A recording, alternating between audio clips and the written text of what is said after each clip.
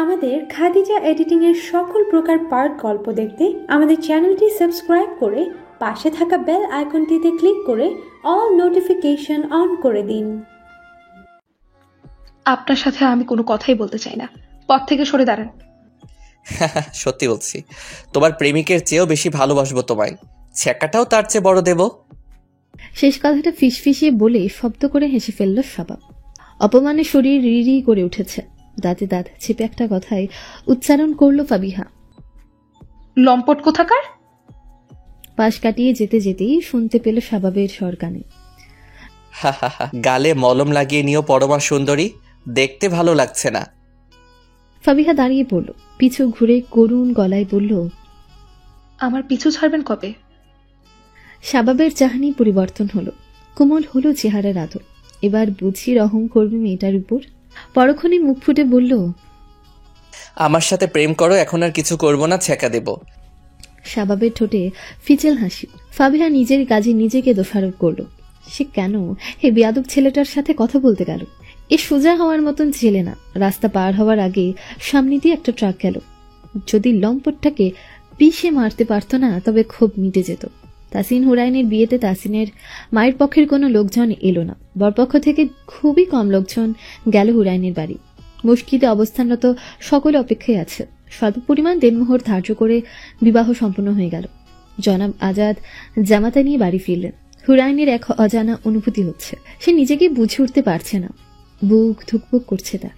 তাসিন মুখিয়ে আছে তার প্রিয় বিবি সাহেবাকে এক নজর দেখার জন্য। আজ তারা একে অপরের জন্য হালাল, আর লুকোচুরি করে দেখতে হবে না, খুব কাছ থেকে দেখতে পারবে, চাইলেই একটুখানি ছুঁয়ে দিতে পারবে।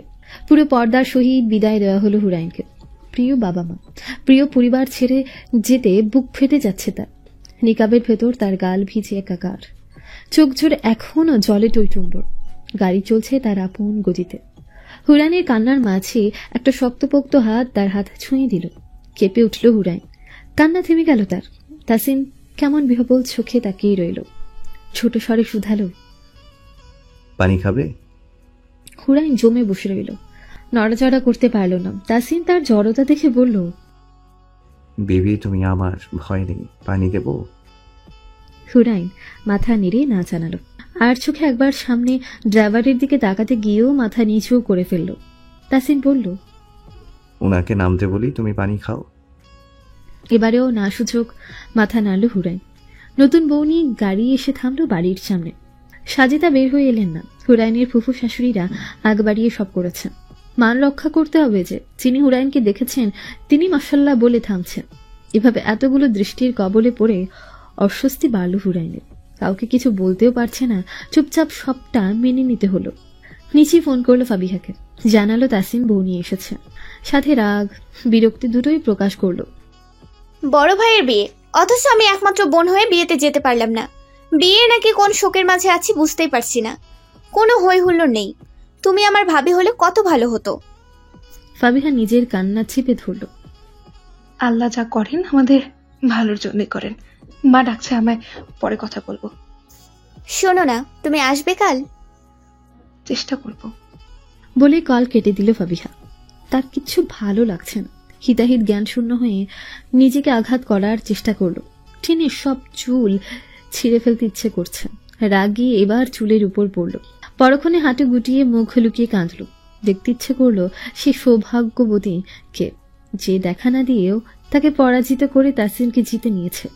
একসময় কাঁদতে কাঁদতে শরীর নিস্তেজ হয়ে এলো, চোখ দুটো ঝাপসা হয়ে উঠল। থম ধরে পড়ে রইল ফাবিহা।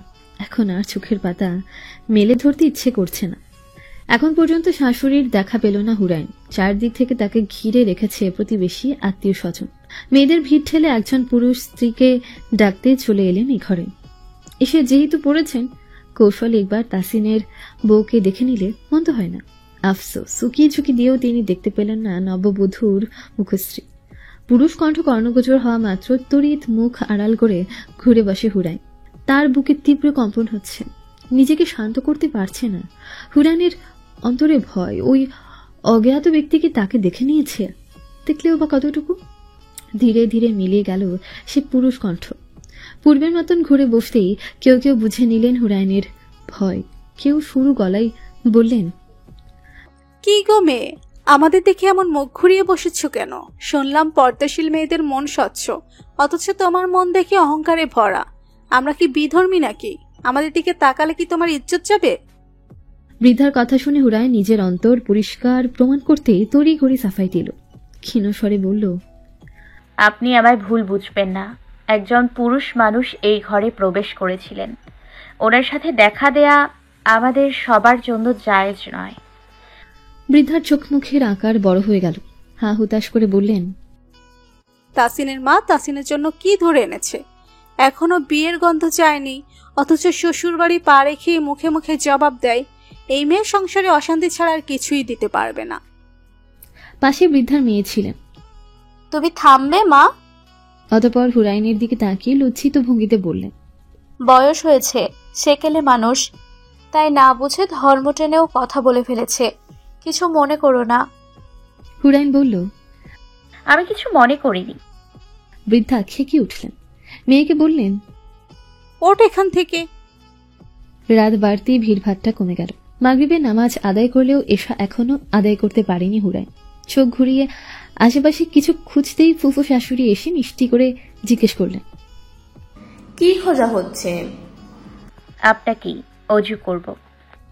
হুরাইন ফুফু শাশুড়ির সাথে গিয়ে অজু করে নামাজ আদায় করে নিল। সকলে রাতের খাবার শেষ হওয়ার পর 3 জন বাকি রইল, তাসিন, হুরাইন আর তাসিনের ফুফু। হুরাইনকে নিয়ে খেতে বসে দিলেন ফুফু। জড়সড় হয়ে একবার চারপাশে নজর বোলানোর চেষ্টা করল হুরাইন। ফুফু শাশুড়ি ছাড়া পরিবারের আর কেউ তার সাথে কথা বলার চেষ্টা করেনি। তার নাকি একটা ননদ আছে, কই তাকেও যে আশেপাশে দেখা যাচ্ছে না। হুরাইন যখন আপন ভাবনায় মত্ত, তখন পাশে চেয়ার টানার শব্দ হলো। আরো অনেকগুলো চেয়ার থাকতেও তাসিন এসে হুরাইনের পাশের চেয়ার টেনে বসল। নড়াছড়া করল না হুরাইন, শক্ত হয়ে বসে রইল। তার বুক কাঁপছে দুরু দুরু। একটা সম্পর্কে জড়িয়ে তো পড়েছে, কিন্তু মানুষটা কেমন হবে সে ভয়ে তাকে কাবু করে নিয়েছে। ফুফু নিজেও খেতে বসলেন। হুরাইন খাচ্ছে কম, খাবার নাড়াচাড়া করছে বেশি। তেমন কিছুই নিল না পাতে। তাসিন বেশ কিছুক্ষণ যাবৎ লক্ষ্য করে বলল, খাচ্ছ না কেন? আমরা মুরগির বাচ্চা পালি না। কথাগুলো বলার সময় তাসিনের ঠোঁটে হাসি ছিল না, ওর চেহারা ছিল স্বাভাবিক। ফুফু মৃদু হেসে বললেন, জায়গা বদলেছে, বাবা মা ছেড়ে এসেছো, তাই এমন হচ্ছে। ধীরে ধীরে সব ঠিক হয়ে যাবে। হুরাইন উসখুস করছে, তার দৃষ্টি এলোমেলো। কিছু বলতে চাইছে সে। তাসিন তার দিকে তাকাতে সাথে সাথে চোখ নামিয়ে নিল। তাসিন ধীর স্বরে জিজ্ঞেস করল, কিছু বলবে?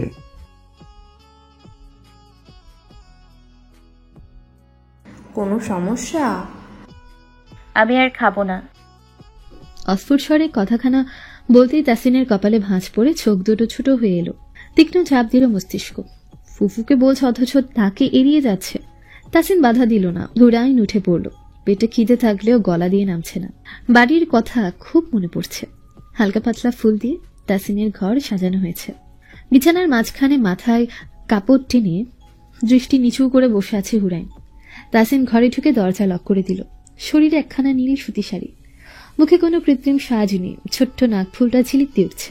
নীল শাড়িতে এক টুকরো সাদা মেঘ যেন উকি দিচ্ছে। তাসিনের হুঁশ উবে গেল। তার ঘরে উঠে এসেছে নীল পদ্ম। এই তো চোখের তৃষ্ণা। মনের তৃষ্ণা মেটাতে হলে যে অন্তর ছুঁয়ে দিতে হবে। তাসিন মৃদু স্বরে শুধালো, তুমি কি আমাকে ভয় পাও? হুরাইনে নীরব রইল। সবসময় নিশ্চুপ থাকা মানে সমতির লক্ষণ না। কখনো কখনো জড়তা মুখে চেপে ধরে। তাসিনের দৃষ্টি এক মুহূর্তের জন্য সরল না। ভয় পাও? নতুন জীবনটা নিয়েই আমার ভয়। হুরাইনের কম্পিত স্বর। তাসিন প্রত্যুত্তর করল না। আল্লাহ তাআলার নিকট শুকরিয়া আদায়ের উদ্দেশ্যে জায়নামাজ বিছিয়ে দাঁড়িয়ে পড়ল তাসিন। আহ্বান করল হুরাইনকে। নরম স্বরে বলল, আমি পাপী, পেছন দিকে ঘুরে তাকাতে চাই না। তোমার সাথে আমাকে জান্নাতে নিয়ে যাওয়ার দায়িত্ব তোমার। তার জন্য সর্বোচ্চ সহযোগিতা করতে প্রস্তুত আমি। হুরাইন অবাক চোখে তাকালো। তাসিন ফের বলল, আমার জন্য তোমার চোখে ভয় দেখতে চাই না। তোমার জীবন নিয়ে আশঙ্কা দেখতে চাই না। মৃত্যুর পর অবধি তোমার সাথে থাকতে চাই। হুরাইনের ভয় অনেকটাই কেটে গেল। তাদের বাড়ির পরিবেশ আর এই বাড়ির পরিবেশ সম্পূর্ণ ভিন্ন। বাড়িতে কখনো তেমন ভাবে তাদের মাথা থেকে কাপড় সরে না, অথচ এখানে এমন অনেক নারীকে নজরে পড়েছে যারা খোলা চুলে হেঁটে বেরিয়েছে। হুরাইন ধীর পায়ে তাসিনের পাশের জায়নামাজে দাঁড়িয়ে পড়ল। অজু সে পূর্বেই করে নিয়েছে। বুকের ভেতর দিয়ে একটা শীতল ঢেউ অনুভব করল তাসিন। একই সাথে আল্লাহর শুকরিয়া আদায় করে নিল। বিছানায় পা টান টান করে শুল তাসিন। পাশ ফিরে হুরাইনকে দাঁড়িয়ে থাকতে দেখে বলল, জড়সড় হয়ে এগিয়ে এসে বিছানায় শরীর এলিয়ে দিল হুরাইন। তার ভীষণ লজ্জা করছে। একজন অপরিচিত মানুষ এক মুহূর্তের মাঝে তার জীবনের অংশ হয়ে উঠেছে। আচ্ছা, সে কি এই মানুষটাকে মহব্বত করবে পবিত্র বন্ধনে, নাকি আল্লাহর রহমত, বরকত, ভালোবাসা থাকে অঢেল? চোখ বুঝিয়ে অনুভব করলো একটা উষ্ণ হাত এসে তার শরীর ছুঁয়েছে, আলিঙ্গনে নিজের দিকে টেনে নিয়ে যাচ্ছে। হুরাইন ঝট করে খুলে ফেলল চোখের পাতায়। ভরগে গেল ভীষণ। তাসিনকে তার দিকে ঝুঁকে থাকতে দেখল। তাসিনের চোখে ঘোর বিপরীত মানবীর প্রতি আকর্ষণ। ক্রমশ তাদের মাঝের দূরত্ব কমল। ঠোঁট চোরা চিপে ধরল হুরাইনের ঘাড়ের কাছে।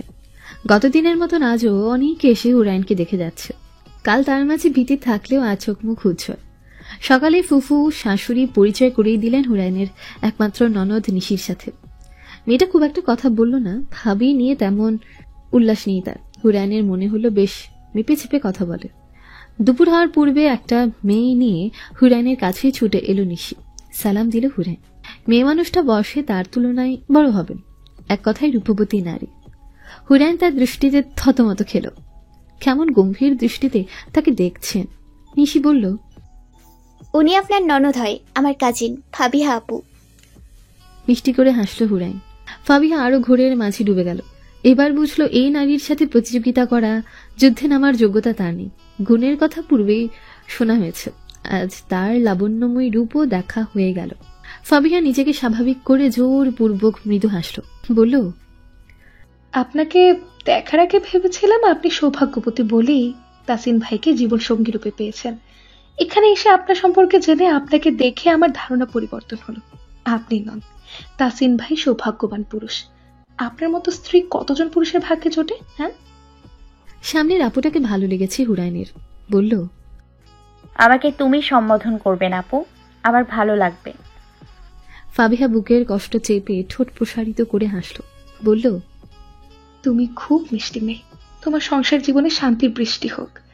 আবারও আমাদের দেখা হবে। আজ তারা আছে, আসছে।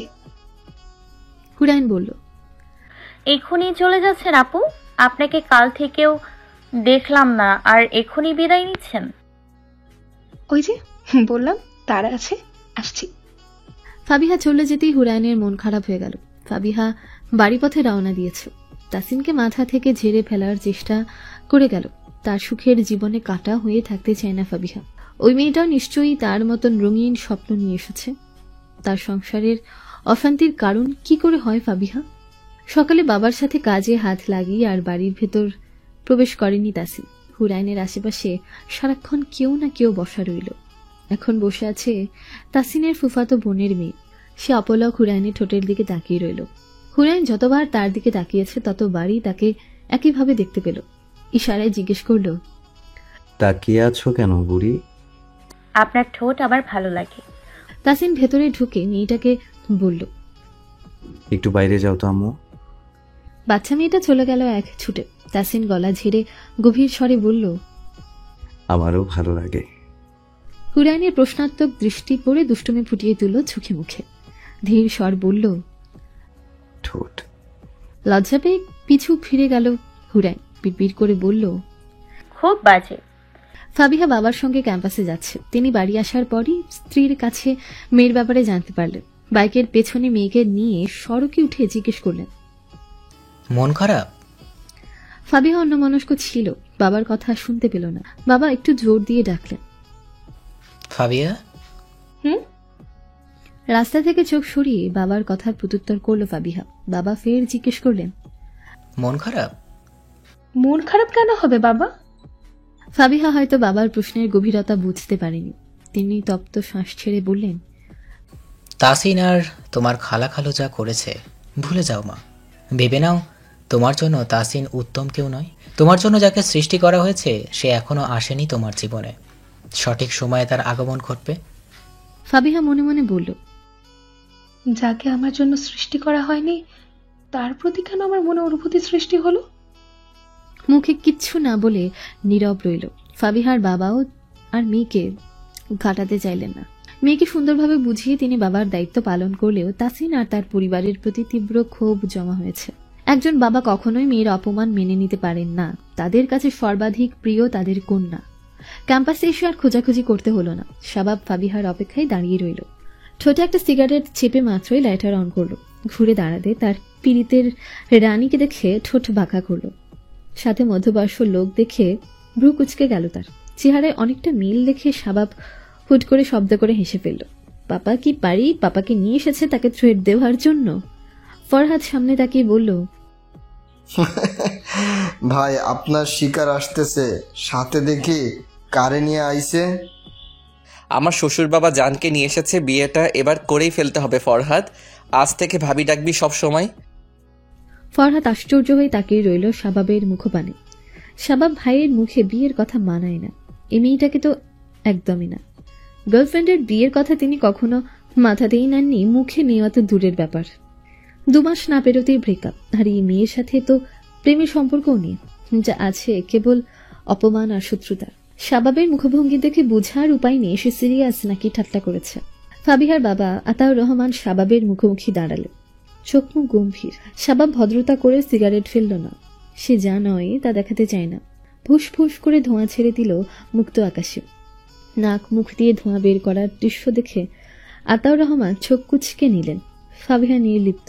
তার মাঝে কোনো পরিবর্তন দেখা যাচ্ছে না। সে শাবাবের আচরণের সাথে একটু হলেও পরিচিত। তাই এই গুরুতর অপরাধ দেখেও তার চোখের বিস্ময় খেলেনি। সে স্বাভাবিক। আতাউর রহমান দরাজ গলায় বললেন, তুমি নাকি আমার মেয়েকে বিরক্ত করো?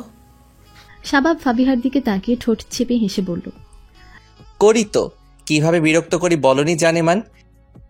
শাবাবের ধূর্ত হাসি দেখে ক্রুদ্ধ হয়ে উঠল মন। নাকের পাটা ফুলে ওঠে। বাবার সামনে চুপ রইল সে। কেবল চোখের চাহনি দিতেই ভস্ম করতে চাইল শাবাবকে।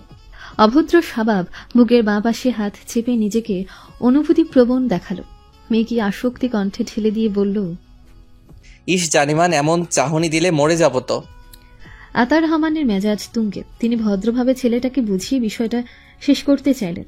এখন দেখতে পাচ্ছেন বেয়াদব ছেলে ওনাকে সামনে রেখে মেয়েকে বাজে ইঙ্গিত কথাবার্তা বলে। তিনি তিরিক্ষি গলায় বললেন, অসভ্য ছেলে, আমি তোমার বাবা মায়ের কাছে যাব। যথাযথ বিচার না পেলে তোমাকে হাত পা ভেঙে দিতেও আমার সময় লাগবে না। শাবাব বেহায়া ঠোঁটে হাসল। তার কথা, তার হাসি, তার নির্লজ্জতার প্রমাণ। বলল, আমি অসভ্য না হলে তো নানা হতে পারবেন না শ্বশুর আব্বা। শাবাবের নিষ্পাপ চাহনি। কান দিয়ে গরম ধোঁয়া বের হলো ফাবিহার। বাবার সামনে লজ্জায় তার মাথা হেঁট হয়ে যাচ্ছে। আতাউর রহমান উত্তেজিত হয়ে পড়লেন। উনি নিজেই যেখানে লজ্জা পাচ্ছেন সেখানে মেয়ের উপস্থিতি বিবেচনা করে আরো ফুঁসে উঠলেন। ঠাস করে শাবাবের গালে চড় বসিয়ে দিলেন। শাবাবের মাঝে হেলদোল দেখা দিল না। সে নির্বিকার, সে যেন কিছুই হয়নি, অথচ রাগে থরথর করে কাঁপছেন আতাউর রহমান। মেয়েকে নিয়ে এই পরিস্থিতি সামাল দেওয়া কষ্টকর হয়ে যাবে। বেয়াদব ছেলে আবারও কোনো প্রকার কথার অসভ্য কথাবার্তা বলে মেয়েটাকে লজ্জায় ফেলে দেবে। ফরহাদ এগিয়ে এসে গর্জে উঠল, হুমকি দিল আতাউর রহমানকে। ফরহাদকে থামিয়ে দিল শাবাব। উপকার হলো না, ফরহাদের গালেও পড়ল একটা চড়। গালে হাত দিয়ে হতভম্বের মতন একবার শাবাব একবার আতাউর রহমানের দিকে তাকিয়ে রইল সে। মেয়ের হাত ধরে প্রস্থান করলেন আতাউর রহমান। শাবাব পিছু ডেকে বলল, 1 মিনিট শ্বশুর আব্বা, আপনার মেয়ের সাথে আমার ব্যক্তিগত কথাবার্তা আছে, বুঝেনি তো প্রাইভেসি ব্যাপার স্যাপার। আতাউর রহমান চলে ক্যাম্পাসের ভেতরে হাঁটা দিলেন। বাড়াবাড়ি পর্যায়ে চলে গিয়েছে সবকিছু। অধ্যক্ষের কানে কথাগুলো তোলা প্রয়োজন। ফাবিহাকে নিয়ে অধ্যক্ষের কার্যালয়ে পা বাড়াতে নিতেই ফাবিহা জিজ্ঞেস করল, কোথায় যাচ্ছ বাবা? আসো আমার সাথে। ফাবিহা বাবার মনোভাব বুঝতে পেরে চট করে বলে ফেলল, ও এখন আর ইউনিভার্সিটির ছাত্র নয়, প্রাক্তন ছাত্র। থেমে গেলেন আতাউর রহমান। তিনি সরাসরি ছেলের বাবা মায়ের সাথে কথা বলবেন। মেয়েকে ক্লাসে দিয়ে তিনি বেরিয়ে যেতে গিয়েও শাবাবকে পূর্বের জায়গায় দেখলেন। থেমে একবার তীক্ষ্ণ চোখে তাকিয়ে পা বাড়ালেন। শাবাব বলল, চলুন শ্বশুর আব্বা, নাস্তা করবেন আমার সাথে। প্রথমবার মেয়ে জামাইয়ের সাথে দেখা করলেন, খালি মুখে চলে যাবেন? দ্বিতীয়বার আর মুখ খুললেন না আতাউর রহমান, সোজা হেঁটে চলে গেলেন। ফরহাদ পাশ থেকে উৎসুক হয়ে জিজ্ঞেস করলো, ভাই আপনি কি সত্যি সত্যি এই মেয়েকে মানে ভাবিকে বিয়ে করবেন? ভাবি পছন্দ হয়েছে তোর? ভাই সত্যি বলবো? বল। এই মেয়ে ওয়াইফ মেন্টারিয়াল না, আপনার বউ হবে শান্ত, ভদ্র, লাজুক, পানির মতো। আপনি যে পাত্রেই রাখবেন সেই পাত্রে আকার ধারণ করবে। তাছাড়া আপনি যে বিয়ে শাদী নিয়ে সিরিয়াস হবেন তা ভেবে আমি ডিপ্রেশনে চলে যাচ্ছি। আমি কোনো কালই সিরিয়াস ছিলাম না, আর না এখন সিরিয়াস আছি। তবে? অবাক হয়ে তাকিয়ে রইল ফরহাদ। স্বভাবের ঠোঁটে রহস্যময় হাসির বেড়াজালে আটকে রইল দৃষ্টি। হুরাইন তার বাবার বাড়ির সকলের সাথে চলে গেল। তাসিমকে নিমন্ত্রণ জানিয়ে গেল জনাব আজাদ। বিড়বিড় করল তাসিম, আপনি না বললেও আমি আমার বউকে নিতে চলে যেতাম। হাসি মুখে শ্বশুরের নিমন্ত্রণ গ্রহণ করল সে। হুরাইন চলে গেলেও সে সিদ্ধান্ত নিল বাড়ির দিকটা সামলে তারপর যাবে। বাবা একা হাতে সব সামলাতে গিয়ে যদি হিমশিম খায়। হুরাইন চলে যাবার পরই সাজেদা নিজের মতন করে কাজে ব্যস্ত হয়ে গেলেন। তাসিন এখনো খাবার খায়নি। শ্বশুর জোর করলেও সে বসেনি, কারণ তার মা না খেয়ে আছে। সাজেদা জেদ ধরে খাবার পর্যন্ত মুখে তুললেন না। বাড়ির পরিবেশ ঠান্ডা হতেই তাসিন মায়ের কাছে গিয়ে দাঁড়ালো। মা। সাজেদা সাড়া দিলেন না। নিজের জন্য খাবার তৈরি করতেই ব্যস্ত ছিল তিনি। তাসিন মায়ের হাত ছিপে ধরে বলল, এত খাবার তৈরি করার পরও কেন তুমি আলাদা খাবার বানাচ্ছ?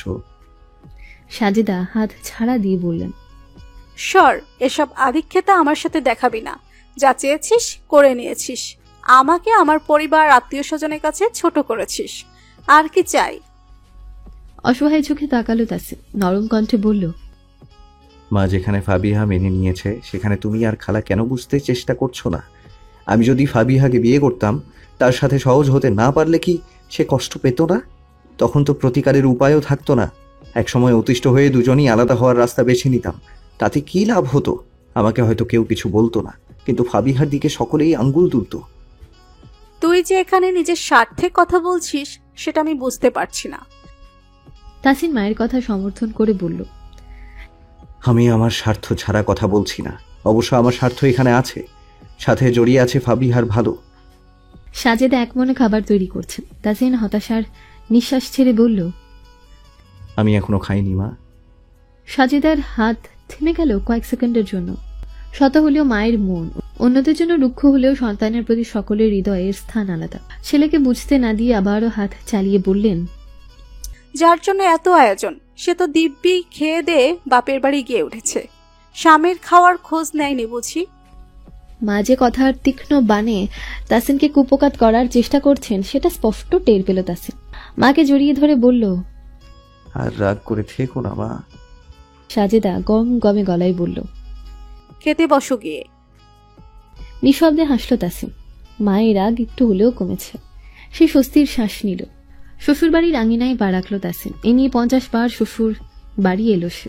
জামাই হিসেবে এবারই প্রথম। তার আপ্যায়নে কোনো ত্রুটি রাখছে না কেউ।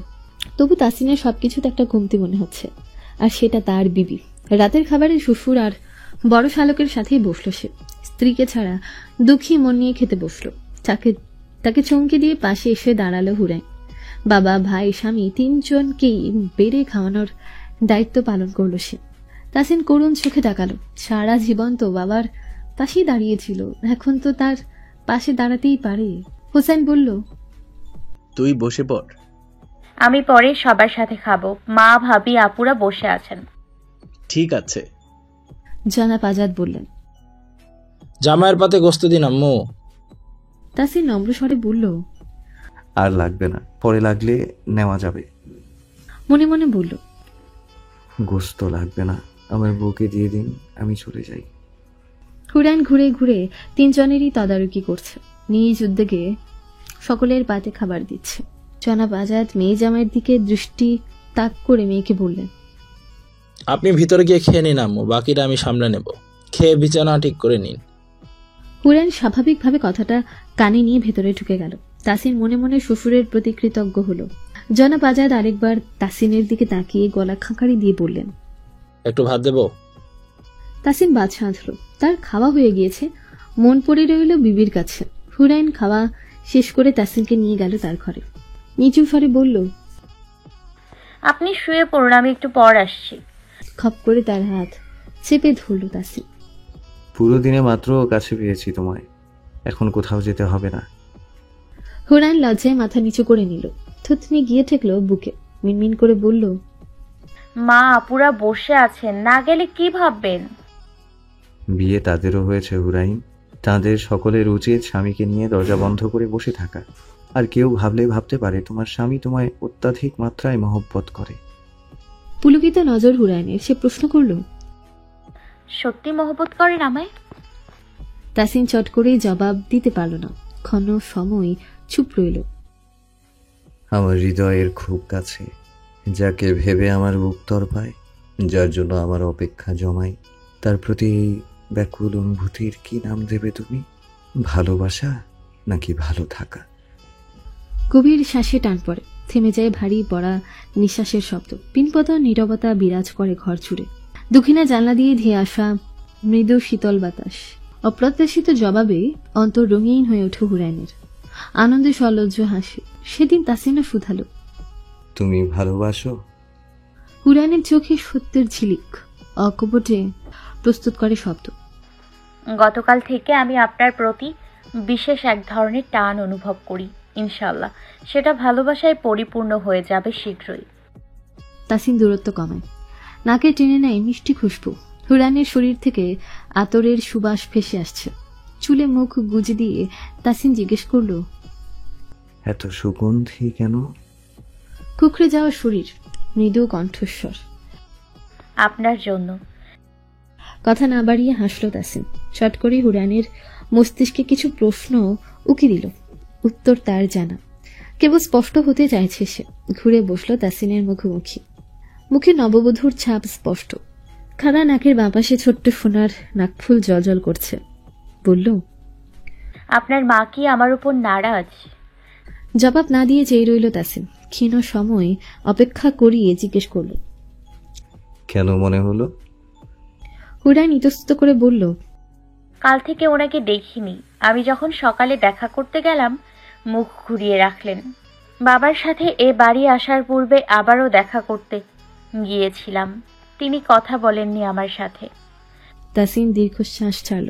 হুরাইনের দুহাত মুঠোয় নিয়ে বলল, মা তোমাকে পছন্দ করেন, কিন্তু ওনার মনোবাসনা অন্য কিছু ছিল। আমি নিজের পছন্দে বিয়ে করেছি বলে নারাজ। এটা সাময়িক ব্যাপার, তুমি এসব নিয়ে চিন্তা করো না। আমি চাই আমার পরিবারের সকলেই তোমার কাছ থেকে শিখুক। তুমি হয়ে ওঠো একজন আদর্শ শিক্ষক, সেই দিকেই ফোকাস করবে তুমি। হুরাইন মাথা দোলায়, মনে মনে আওড়ায়, এই হাত দুটো ধরে রাখুন ভরসায়। তাহাজ্জুদ পড়তে উঠে পড়ল হুরাইন। রোজ এই সময় তার ঘুম ভাঙে।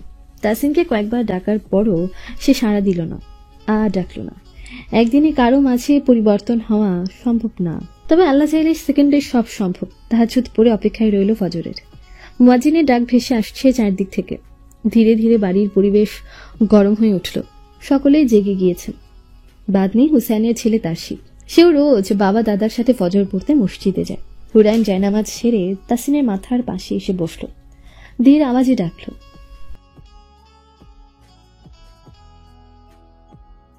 এমন নরম সুরে তাসিনের ঘুম ভাঙার পরিবর্তে আরো গাঢ় হচ্ছে। মনে হচ্ছে কে যেন মাথায় হাত বুলিয়ে ঘুমিয়ে থাকার আহ্বান জানাচ্ছে। আর একটু আরাম করে পাশ ফিরে গেল সে। হুরাইন ফিরে ডাকল। এক সময় তার স্বর বড় হলো, তাসিনের কানে গিয়ে স্পষ্ট পৌঁছাচ্ছে। তার মস্তিষ্ক জাগ্রত হচ্ছে, শুনতে পাচ্ছে হুরাইন তাকে ফজরের সালাত আদায় করার জন্য আহ্বান জানাচ্ছে। উঠছি উঠছি করে গভীর ঘুমে তলিয়ে যাচ্ছে। তার গায়ে হাত রেখে মৃদু ধাক্কা দিল হুরাইন। বলল, আপনি না আমায় দায়িত্ব দিয়েছিলেন দুজনকে জান্নাতে নিয়ে যাওয়ার। আপনি নাকি আমাকে সাহায্য করবেন। কোথায় গেল আপনার কথার মূল্য? তাসিন ঘুম জড়ানো গলায় বলল, অল্প কিছুক্ষণ উঠে। আচ্ছা, এটা না। আব্বু, ভাইয়া, তার শেঠ সকলেই মসজিদে চলে যাচ্ছে। আমি ঘরে পড়ে নেব। এবারে হুরাইনের স্বর কঠিন হলো। না, আপনি এক্ষুনি সবার সাথে মসজিদে যাবেন। একটা 7 বছরের বাচ্চা যদি আরামের ঘুম ত্যাগ করতে পারে, আপনি কেন পারবেন না? উঠে পড়ুন, হাত পা ঝেড়ে ফেলে অজু করে নিন। এবার তাসিনের ঘুম ছুটে গেল। এক লাফে বিছানা ছাড়তেই এতক্ষণের আদুরে ঘুম উবে গেল। এখন সতেজ লাগছে। তাসিন অজু করে নিতে তার পাঞ্জাবি টুপি এগিয়ে দিল হুরেন। একটু আগের কঠিন মুখশ্রীতে এক কেবল কোমলতা, এক টুকরো নূর ঝলঝল করছে। তাসিন পা বাড়িয়ে শব্দ হলো। শাবাবের পরিবার সম্পর্কে আতাউর রহমান খোঁজ নেওয়ার চেষ্টা করলেন। জানতে পারলেন বাবা বেশ প্রভাবশালী, একমাত্র পুত্র, বিবাহিত জীবনের 13 বছর পর একমাত্র সন্তানের জন্ম। বাবা মায়ের আদরের পুত্র জেনে আতাউর রহমান যা বুঝার বুঝে গেল। এর পরিবারকে জানিয়ে খুব একটা লাভ হবে না, হয়তো বা টাকা দিয়ে আতাউর রহমানকে মুখ বন্ধ রাখতে বললেন। কি করতে হবে তিনি মনস্থির করে ফেললেন। টাকা ছিটালেই আজকাল অনেক কিছু পাওয়া যায়। কিছু ছেলেপেলে হায়ার করলেন শাবাবকে মেরে হাত পা ভেঙে দেওয়ার জন্য। তিনি মেয়েকে ভার্সিটি পাঠিয়ে ফোন লাগালেন সেই ছেলেদের লিডারের কাছে।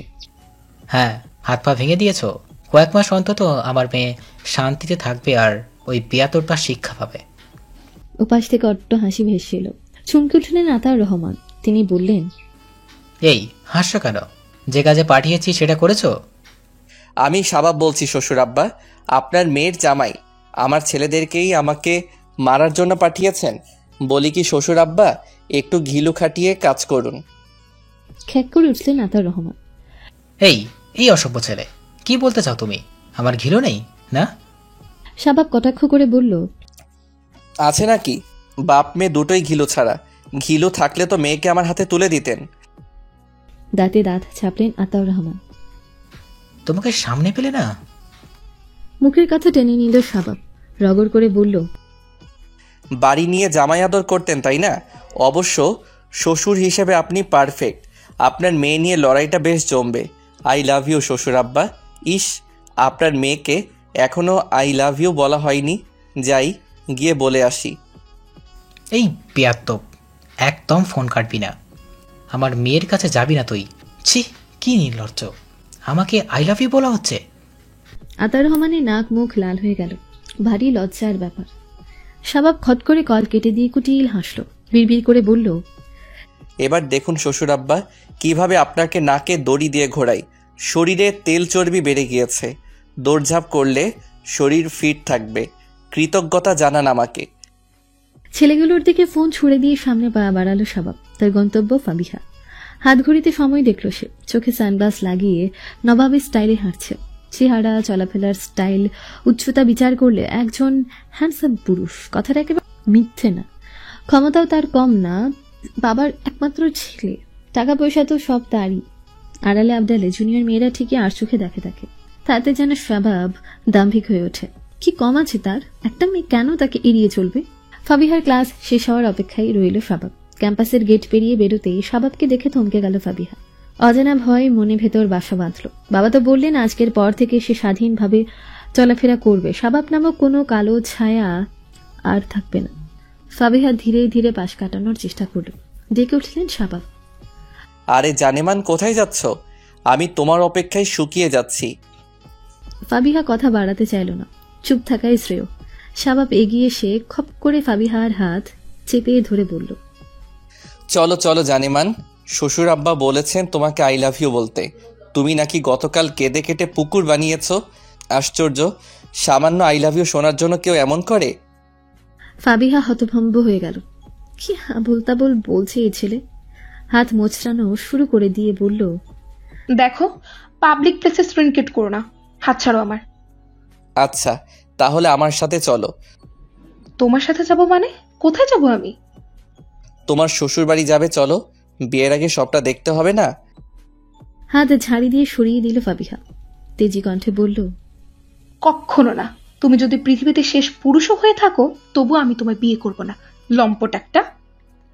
শাবাব চুপ করে রইল। তার চোখে কাতরতা। ফাবিহার হাত দুটো আবারও মুঠো বন্দি করে আকুতি করে বলল, তোমাকে পেলে আমি ভালো হয়ে যাব ফাবিহা, বিশ্বাস করো। ফাবিহা তাকালো শাবাবের চোখে। কোথাও মিথ্যের ছিটে ফোটাও নেই। তবু ফাবিহার মন গলল না। কেবল নিজের হাত দুটো ছড়িয়ে নিয়ে বলল, যেতে দাও আমায়। তুমি আমার সামনে না এলেই খুশি হব। শাবাব হো হো করে হেসে ফেলল। ভারী জমকালো ফাবিহা। মুহূর্তেই রং বদল হয়ে গেল। শাবাব ঠোঁট চোখা করে আফসোস সূচক শব্দ করল। তার চোখে মুখে বিশ্বজয়ের হাসি। ফাবিহাকে একটু হলেও বোকা বানাতে পারল। মন না বলুক বা গলুক, কিঞ্চিত হলেও মেয়েটার মনকে ভাবতে বাধ্য করেছে। শাপা ভর্ৎসনা করে বলল, আজ দিদাই ছিলে বিশ্বাস করবে কি করবে না, কাল পরশু তো আমাকে বিয়েই করে ফেলবে। আতার রহমান এদিকেই ছুটে আসছেন। হাঁপিয়ে গিয়েছেন তিনি, ঘন ঘন শ্বাস টানছেন। ফাবিহা উৎকণ্ঠিত হলো। বাবা, কি হয়েছে তোমার? শাবাব হাঁক ছাড়ল। পাশের দোকানদারকে বলল, টিটু, একটা ঠান্ডা পানি দে তো। টিটু ঠান্ডা পানি নিয়ে ছুটে এলো। শাবাব বোতলের গ্যাপ খুলে আতার রহমানের সামনে দিয়ে ঢকঢক করে গিলে নিল সব পানি। তৃষ্ণা মিটিয়ে চমৎকার হেসে বলল, আপনি হাঁপিয়ে গিয়েছেন শ্বশুর আব্বা, আপনার কষ্ট কি আমার সহ্য হয়? তাই পানি পান করে তৃষ্ণা মেটালাম। আতার রহমান হতভম্ব। পাশ থেকে ফাবিহা শক্ত চক্ষু নিয়ে তাকিয়ে আছে। সে ভেবেছিল পানি বুঝি তার বাবার জন্য। শাবাব ফাবিহার দৃষ্টি দেখে সামান্য ঘাড় উঁচু করে বলল, যা বাবা, আমি কি করলাম? ফাবিহা মুখ শক্ত করে বলল, তুমি একটা হৃদয়হীন অমানুষ। শাবাব ভাবলেশীন কিছু একটা মনে পড়ার ভঙ্গিতে বলল, ও তোমাকে তো আই লাভ ইউ বলা হলো না। শ্বশুর আব্বা, আপনি এসেছেন ভালো করেছেন। আপনাকে সাক্ষী রেখে আমি আপনার মেয়েকে বলছি আই লাভ ইউ জানেমান।